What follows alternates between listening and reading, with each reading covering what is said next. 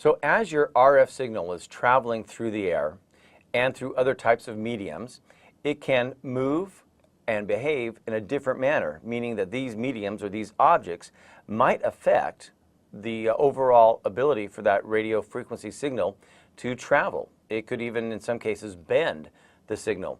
It doesn't mean we're changing the frequency, by the way. It just means that we're going to see some different behaviors. Now, some of the ones we're going to talk about are things like absorption, reflection, scattering, refraction, diffraction, the FSPL, the free space path loss, multipath, attenuation, and gain. These are behaviors that it's important for us to understand, especially because when we get into the world of actually putting in something like your access points, knowing the location and what the environment is like will help you make decisions, good decisions, about where to place these different basically antennas, the access points.